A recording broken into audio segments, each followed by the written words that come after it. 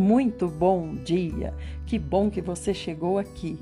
Hoje a nossa porção da palavra está maravilhosa. Como sempre, o Senhor quer falar conosco. Hoje é dia 4 de maio e nós vamos começar com o Salmo. Hoje, Salmo 104, a partir do 24. Esse Salmo diz assim: Quão numerosas são as tuas obras, ó Senhor! Fizeste-as todas com perfeita sabedoria. A terra está repleta de tuas criaturas. Eis o mar, vasto e profundo. Nele vivem inúmeras criaturas, seres vivos, minúsculos e enormes. Por ele singram os navios e também o Leviatã, que criaste para com ele se divertir. Todos esperam em ti que lhes dês alimento ao devido tempo.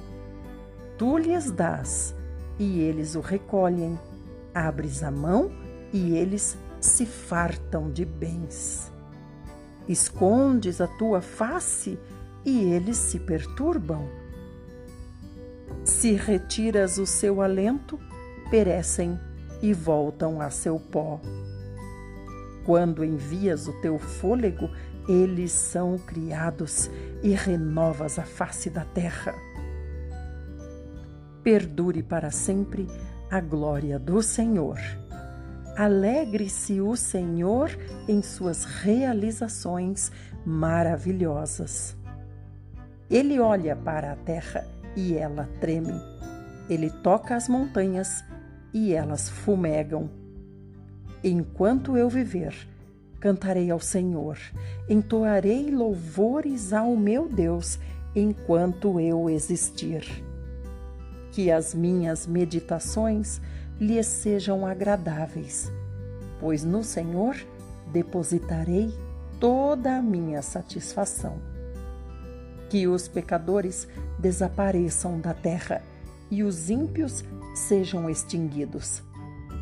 Bendize, ó minha alma, ao Senhor. Louvado seja o Eterno. Aleluia. Aleluia. Terminamos aqui um hino que é dedicado a Deus, o nosso Criador. Agora nós vamos para Provérbios. Hoje leremos Provérbios 14, do 22 ao 24. Acaso não é certo que pecam os que tramam o mal?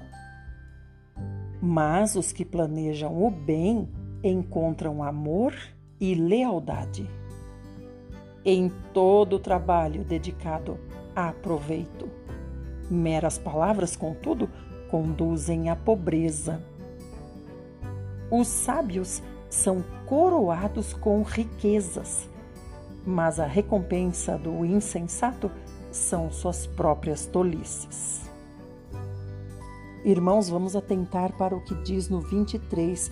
Todo trabalho que é dedicado tem proveito, mas para aqueles que ficam só em palavras, a pobreza chega. Vamos agora para o Velho Testamento. Estamos no livro de Juízes e hoje vamos ler 19 e 20. Juízes 19 conta a história do levita e sua concubina.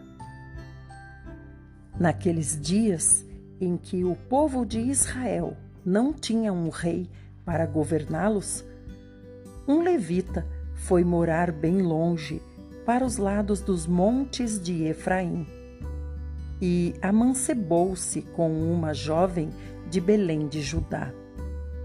Todavia, ela lhe foi infiel. Deixou-o e voltou para a casa de seu pai em Belém de Judá, e ficou lá durante 4 meses.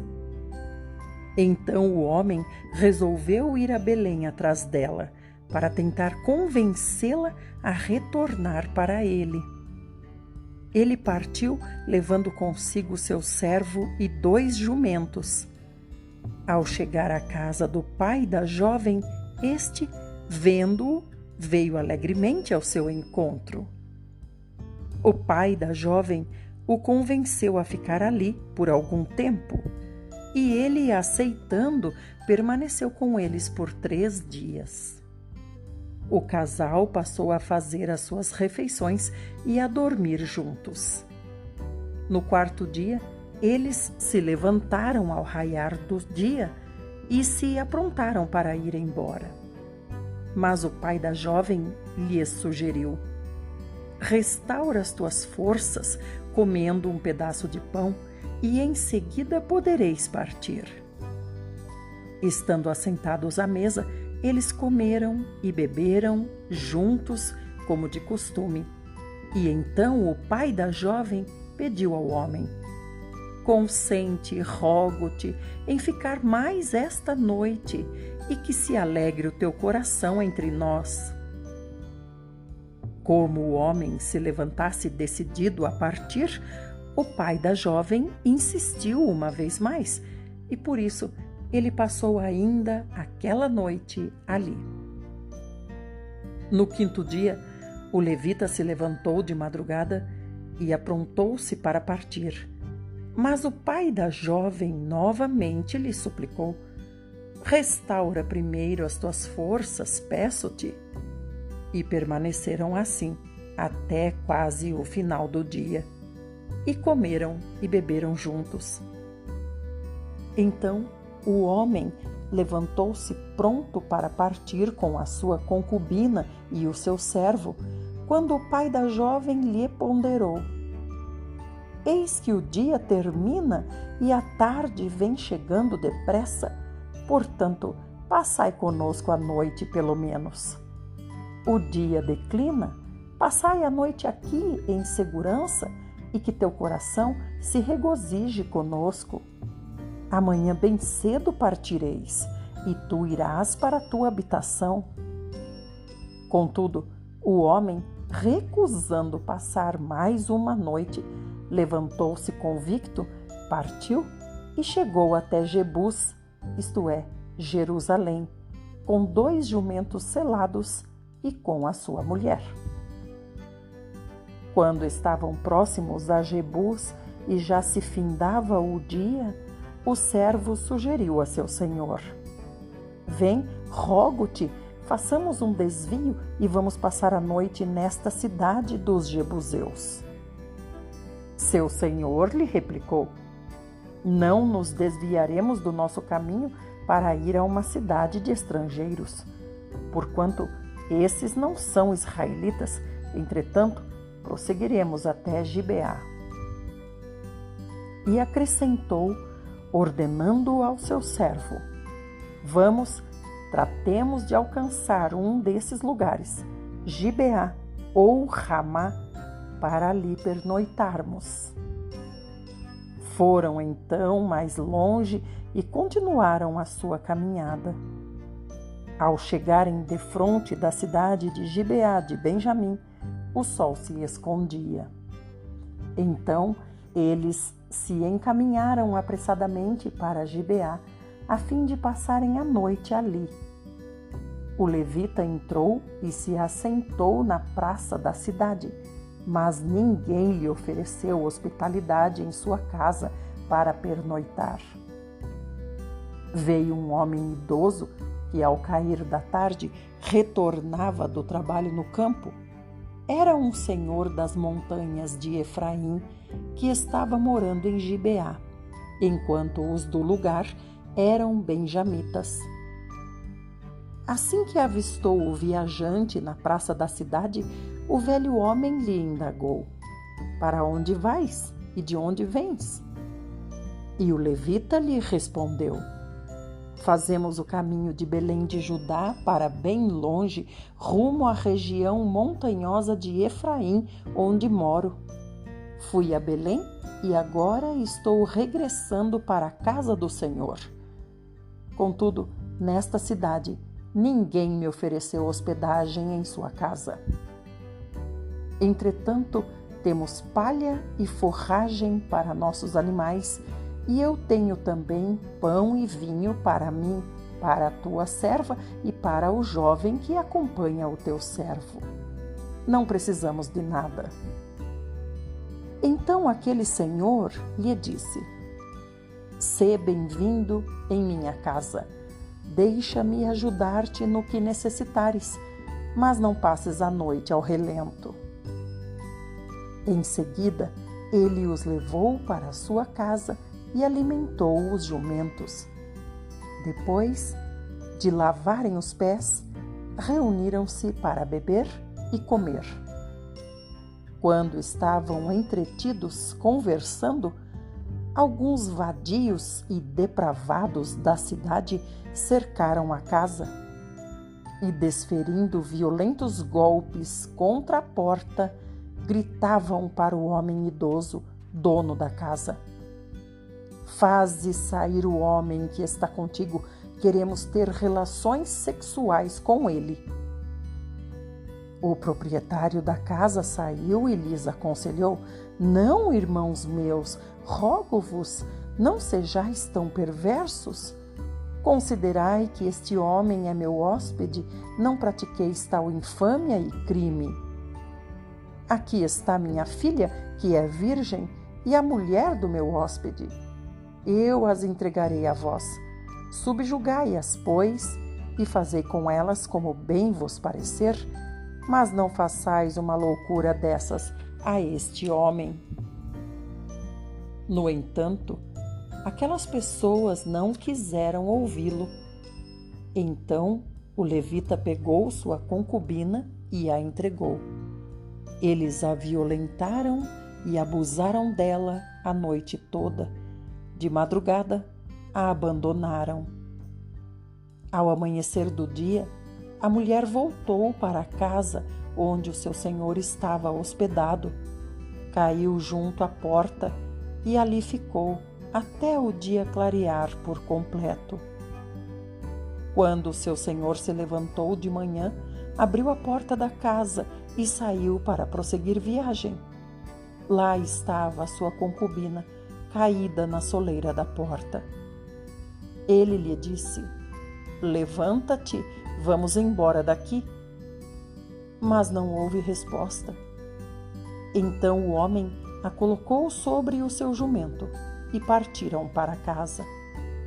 Assim que chegou em casa, apanhou uma faca e cortou o corpo da sua concubina em 12 partes e as enviou a todas as tribos e regiões de Israel.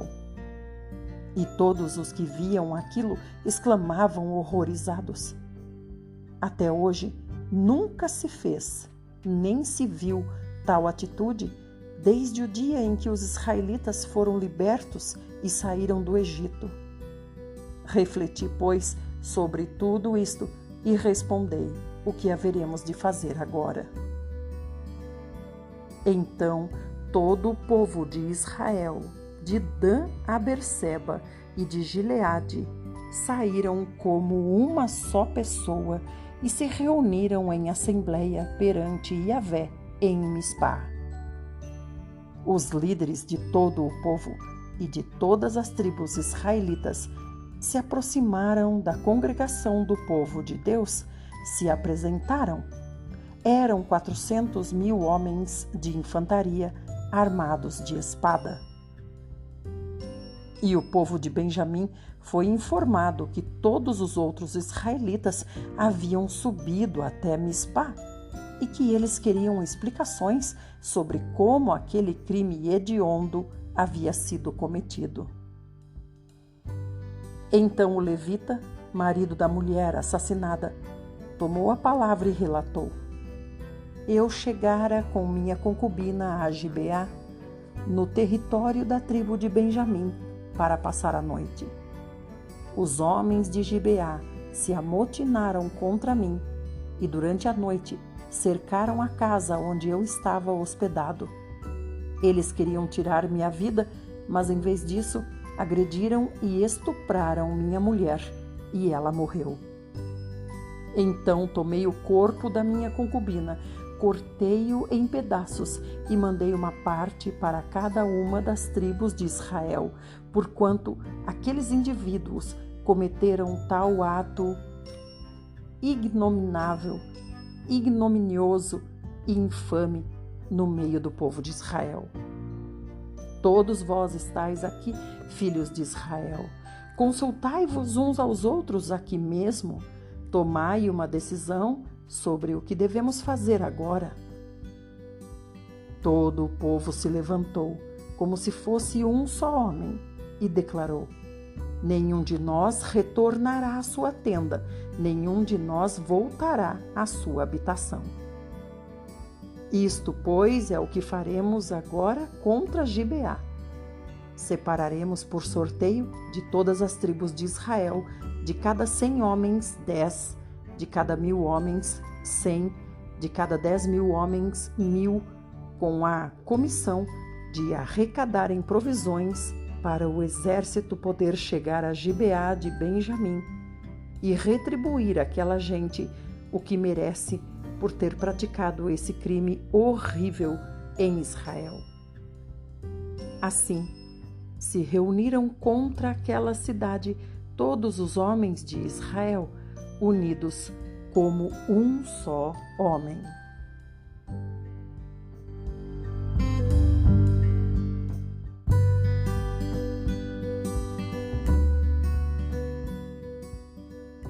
As tribos israelitas mandaram que mensageiros fossem por toda a tribo de Benjamim e comunicassem: que crime terrível é esse que se cometeu entre vós?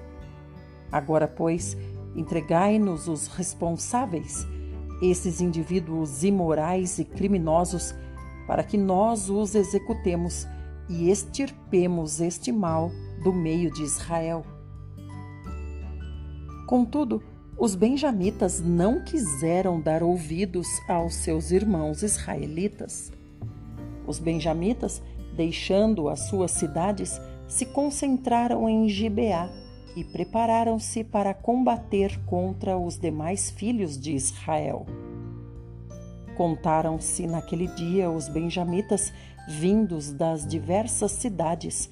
Eram 26.000 homens hábeis no manejo da espada, sem contar os próprios habitantes de Gibeá.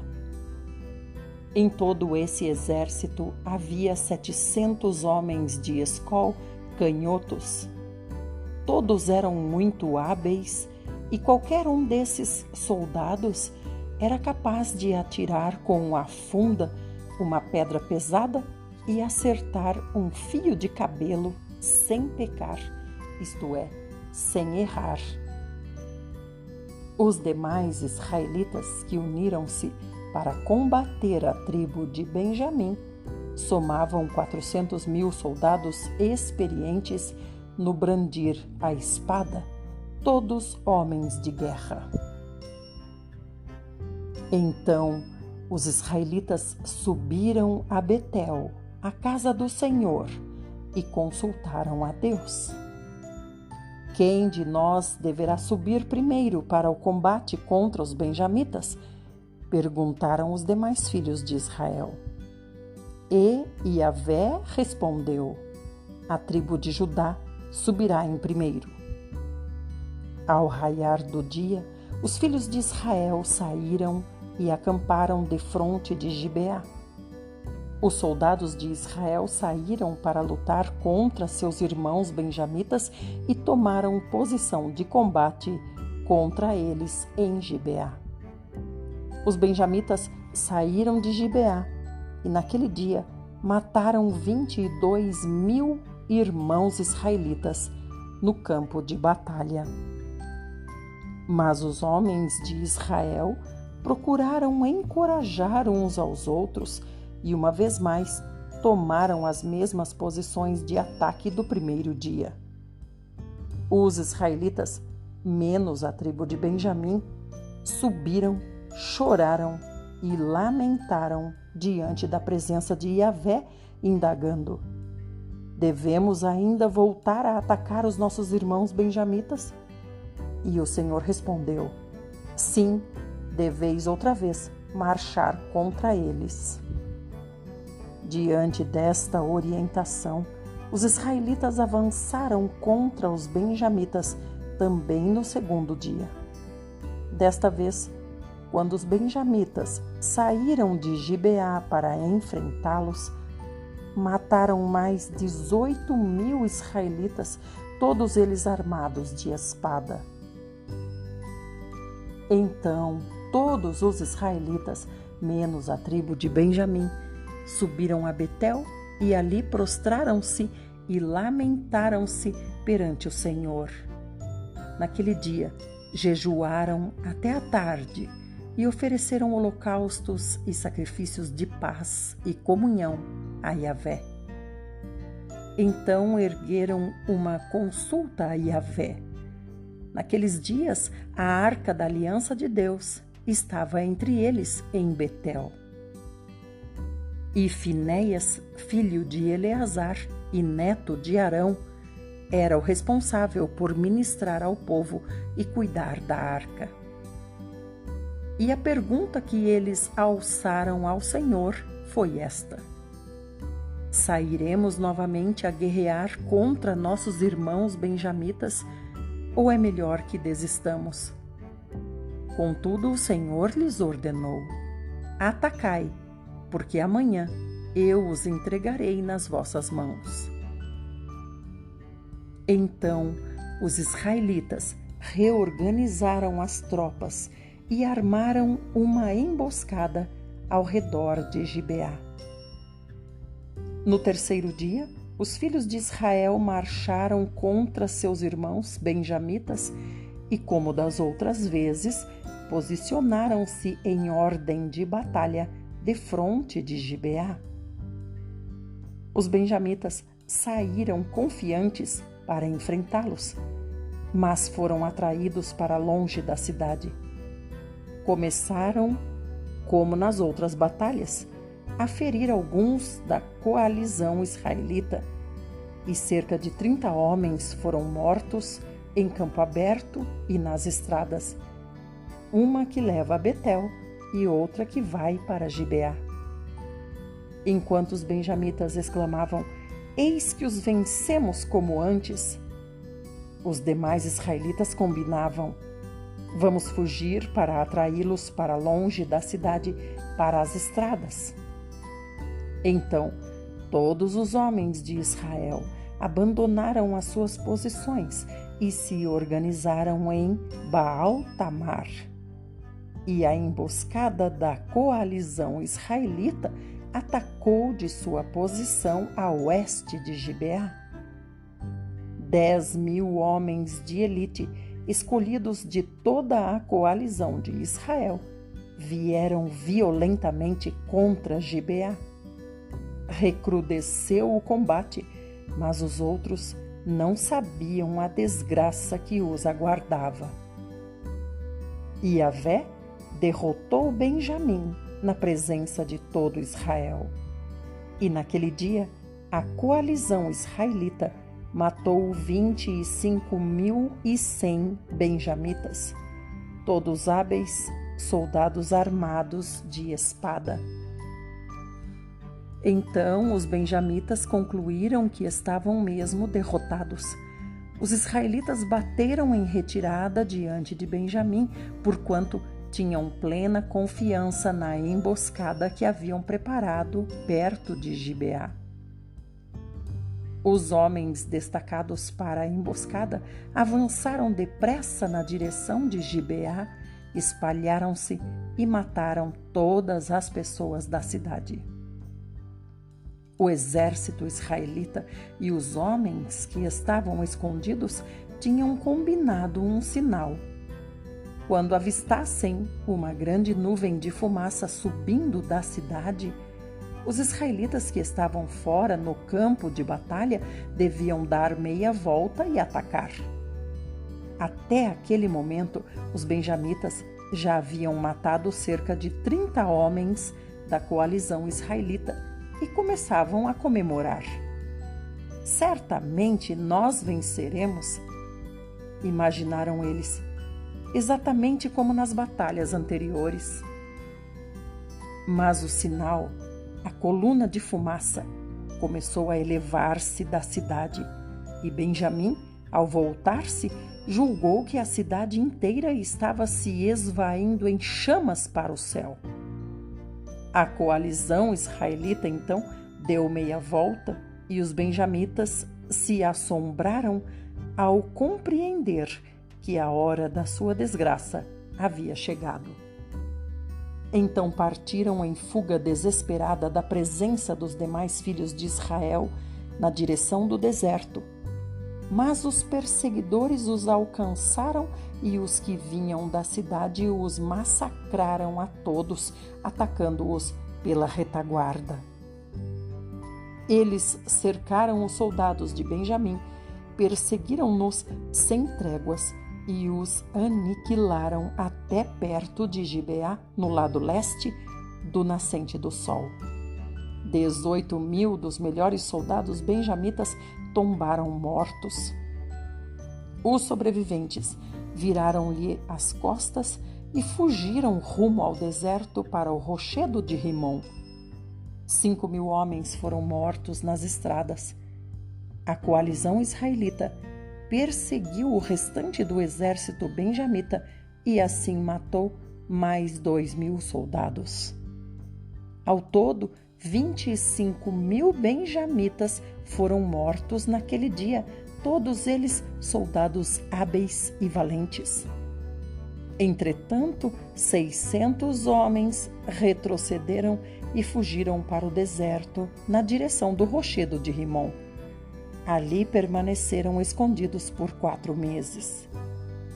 A coalizão israelita voltou aos benjamitas e passou ao fio da espada toda a população masculina da cidade, e até mesmo o gado e tudo o que ali se achava. E também atearam fogo em todas as demais cidades benjamitas da região. Até aqui, isso é o que leremos hoje do Velho Testamento. Vamos terminar agora com a porção do Novo Testamento, que está em João 3, a partir do 22. João Batista exalta Jesus. Ou melhor, leremos hoje João, capítulo 3, do 1 até o 21. O novo nascimento.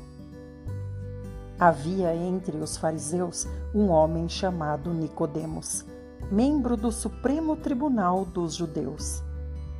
Ele, de noite, procurou a Jesus e lhe disse: Rabi, sabemos que és mestre vindo da parte de Deus, porque ninguém pode fazer esses sinais que estás realizando se Deus não estiver com ele. Jesus respondeu-lhe declarando: em verdade te asseguro que se alguém não nascer de novo, não pode ver o reino de Deus. Nicodemos questionou-o: como pode um homem nascer sendo velho? Pode, todavia, entrar pela segunda vez no ventre de sua mãe e nascer novamente?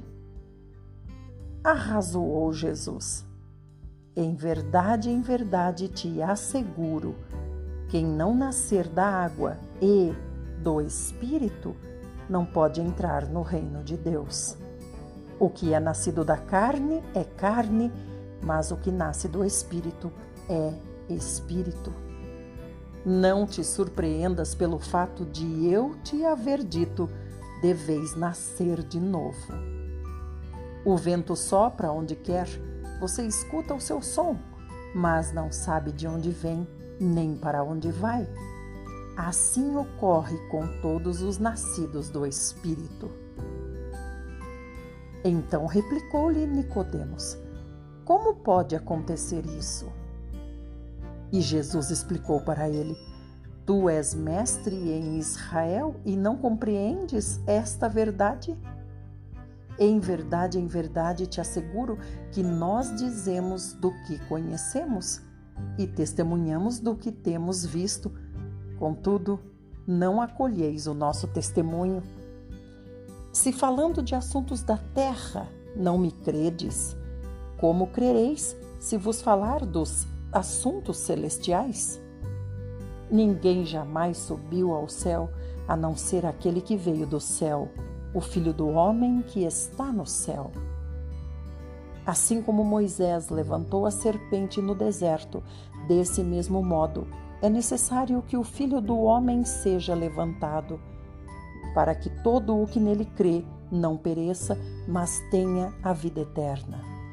Porque Deus amou o mundo de tal maneira que deu o seu Filho unigênito, para que todo aquele que nele crê não pereça, mas tenha a vida eterna. Portanto, Deus enviou o seu Filho ao mundo não para condenar o mundo, mas para que o mundo fosse salvo por meio dele.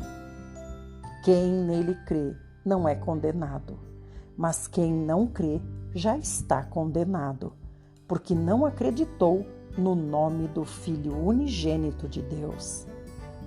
E o julgamento é este, que a luz veio ao mundo, mas os homens amaram mais as trevas do que a luz, porque as suas obras eram más. Pois todo aquele que pratica o mal odeia a luz e não se aproxima da luz, temendo que as suas obras sejam expostas. Mas quem pratica a verdade vem para a luz, para que se veja claramente que as suas obras são realizadas em Deus. Aleluia, louvado seja o Senhor. Aqui o Senhor estava conversando com Nicodemos e Nicodemos não conseguia entender como assim nascer de novo, isso é possível? E aí o Senhor explica para ele: estou falando das coisas espirituais. Se você não entende das coisas terrenas, quanto mais das espirituais. Que o Senhor nos dê essa luz também, que o Senhor abra os nossos olhos, que o Senhor nos faça ver, no nome de Jesus. Meus queridos irmãos e minhas queridas irmãs, obrigada por estarem aqui até agora. Lembrem-se de compartilhar. E também quero lhes pedir que acessem o vídeo pelo YouTube, porque por lá você não gasta a memória do seu celular e ainda me ajuda com o canal. Fiquem bem e até amanhã, se assim o nosso maravilhoso Senhor Jesus o fizer.